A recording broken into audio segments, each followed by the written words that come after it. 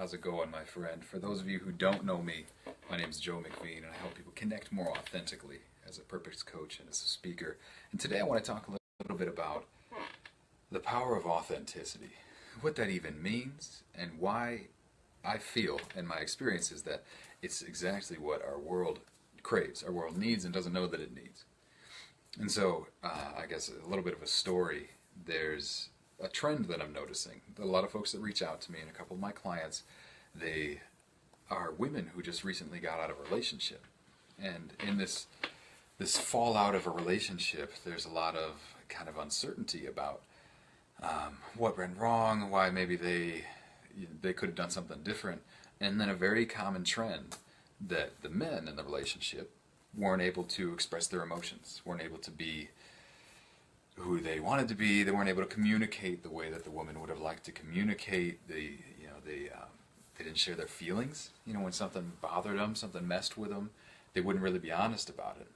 And so there's this common trend, and it breaks my heart when I see that trend extrapolate into folks in their 30s or 40s, where they are in this situation where the man has cheated. The man has cheated on the woman, and the woman feels like it's her fault.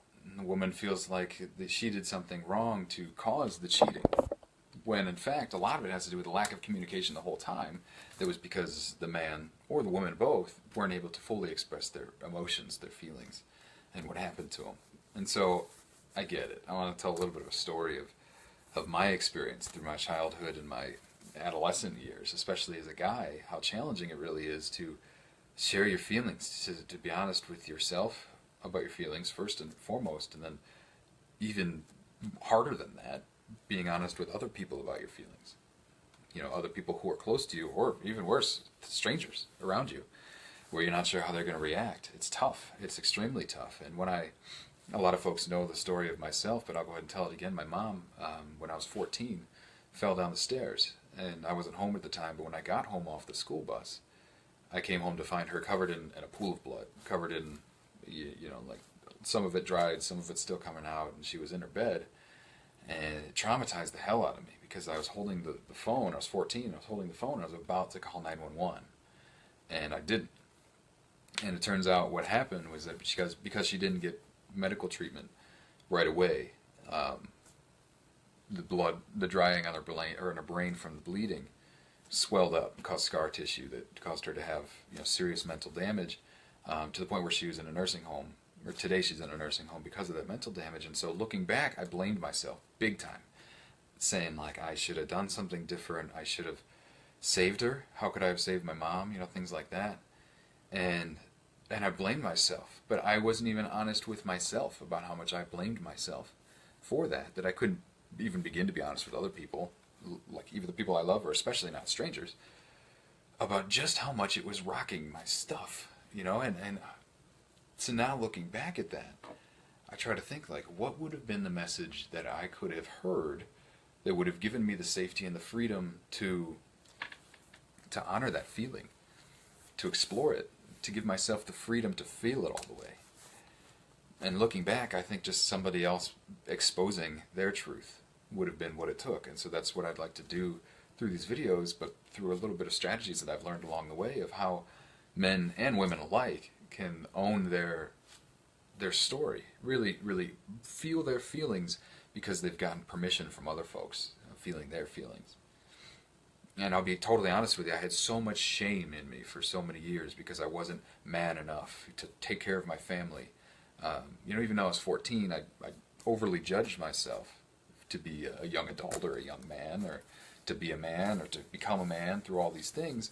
Like, my dad and my mom were split up at the time, so I was thinking of myself as like the head of the household when it was just my mom, and here she got hurt, and I was like this failure. I was like this pathetic guy that couldn't take care of his mom because I wasn't there for her when she needed it.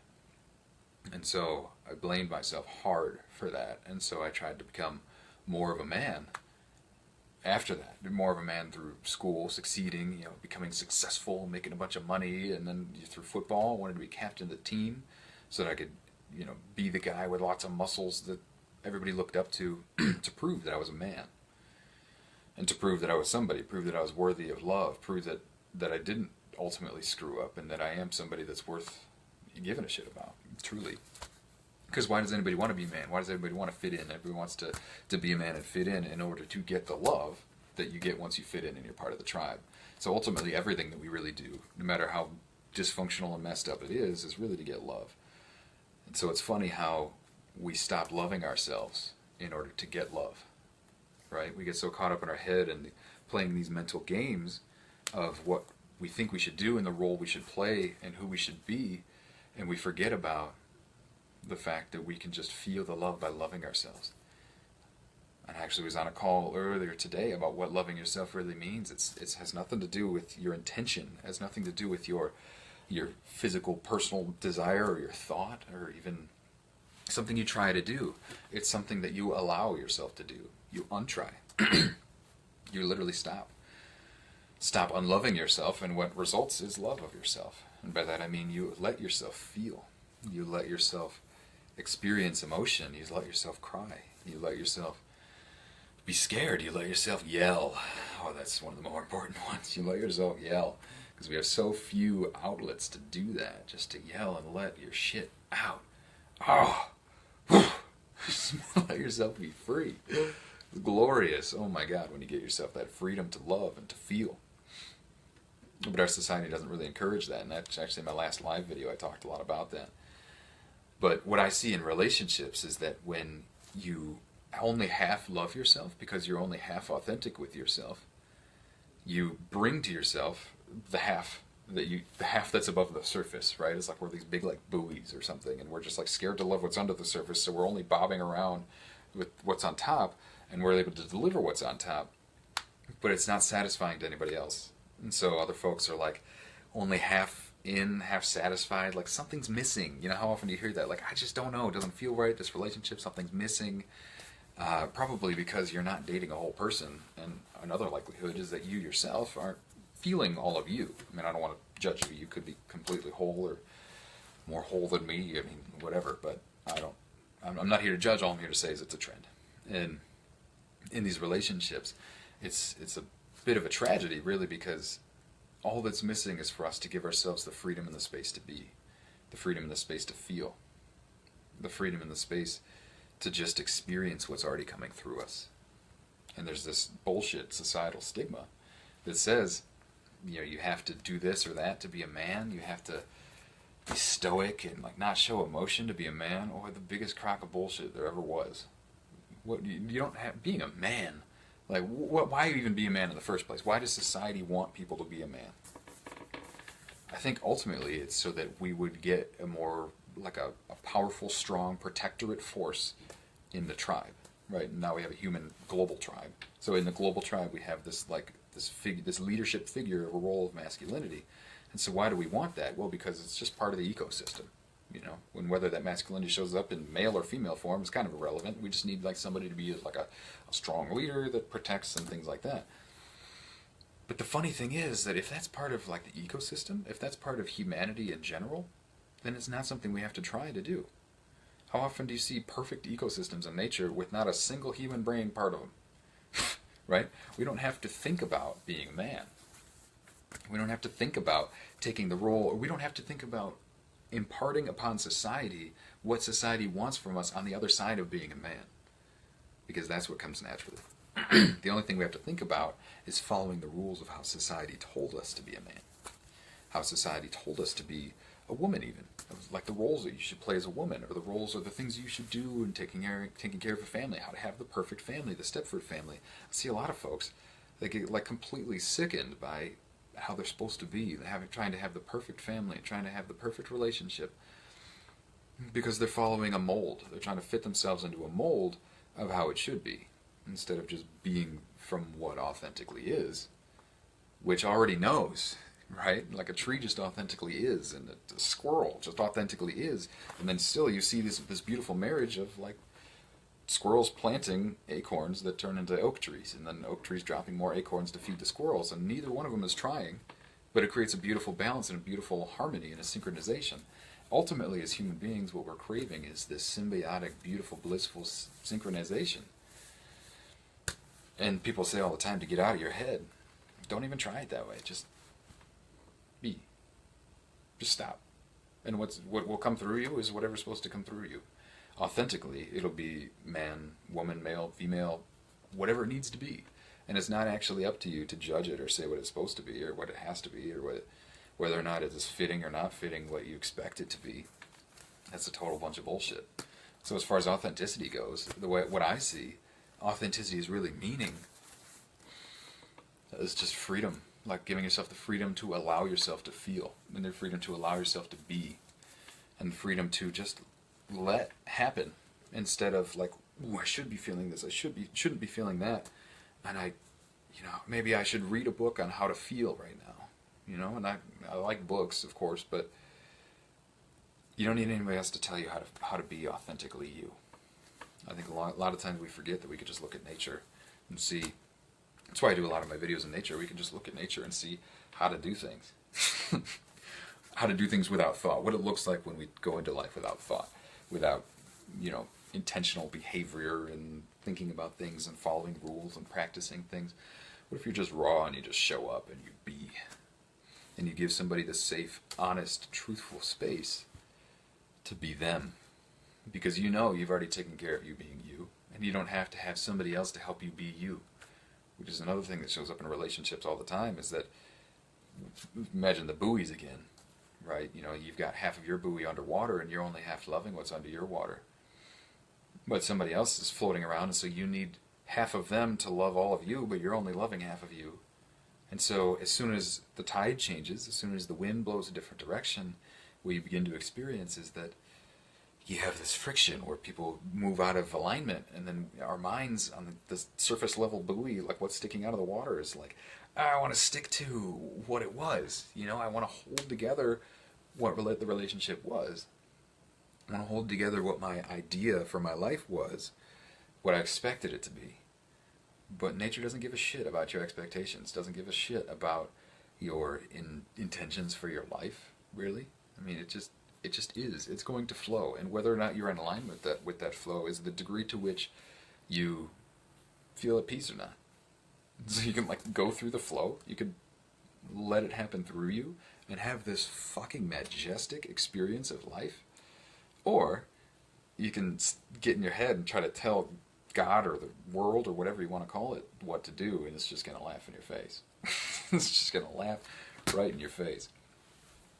Because what it's asking you to do, and what all of this is happening through you, is like the universe encouraging you to be more authentic. And the degree to which you don't is the degree to which it's going to continue to kick your ass. Until you listen.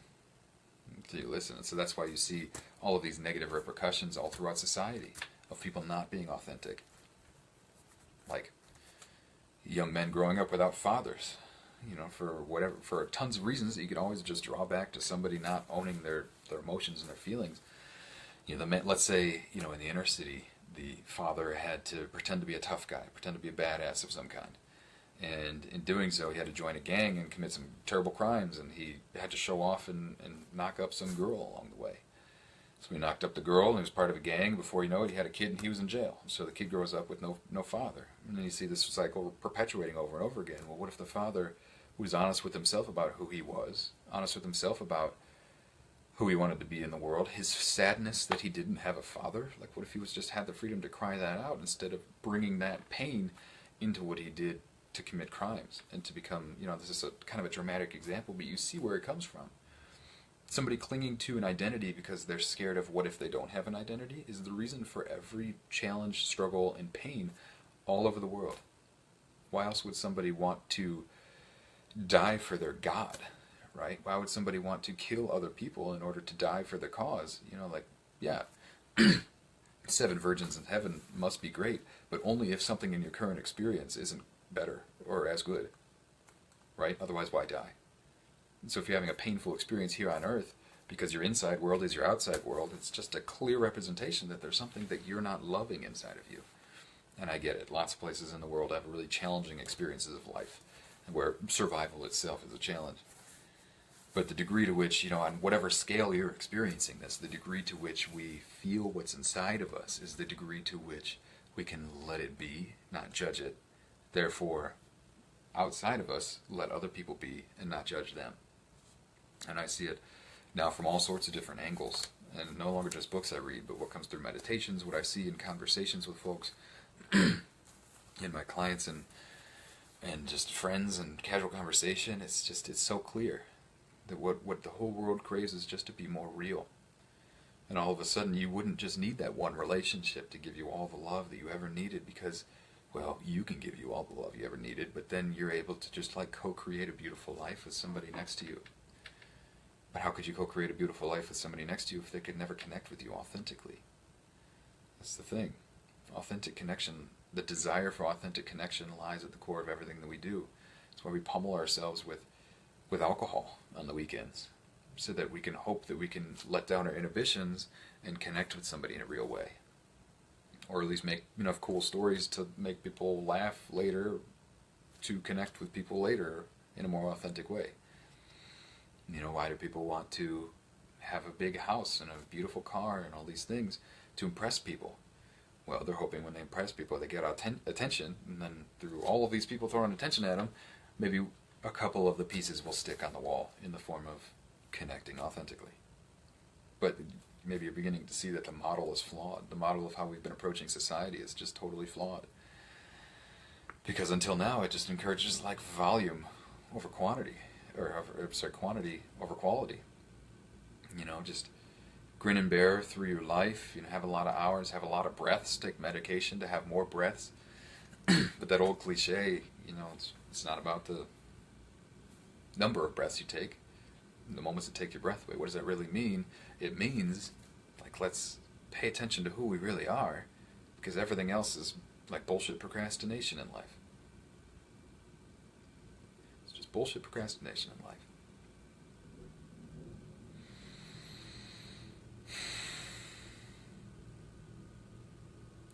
And so much of what I hope to impart in these videos would actually come through much more effectively if we just explored silence together, because that's where the answers come from.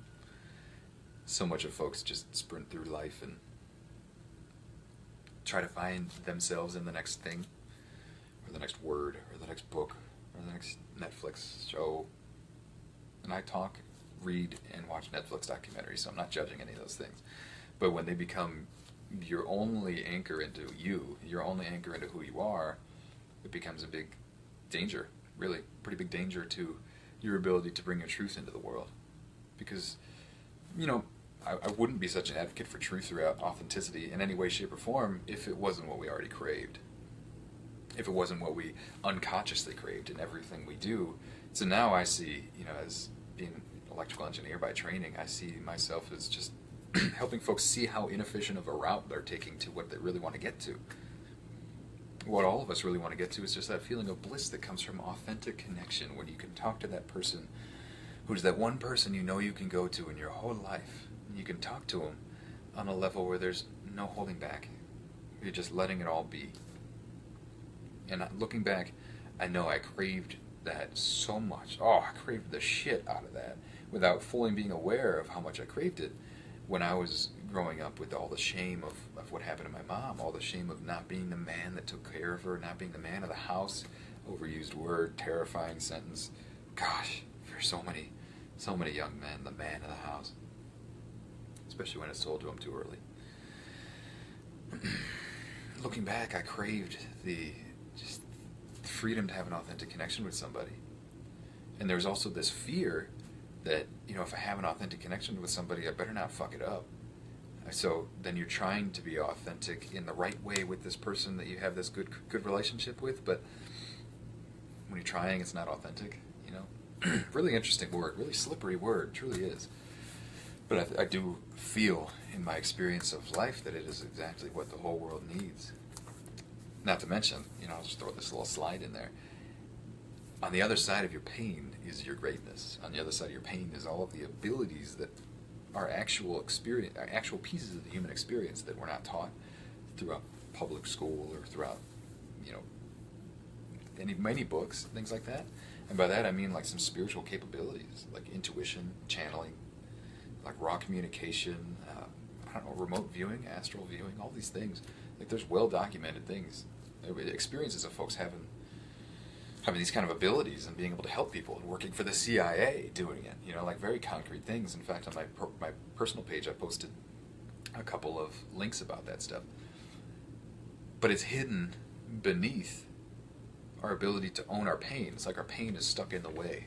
You know, you have this blissful place where you're able to understand what the law of attraction means. You're able to understand what manifestation means. And all that stuff is very, very real, as long as you have a clear antenna, a clean antenna.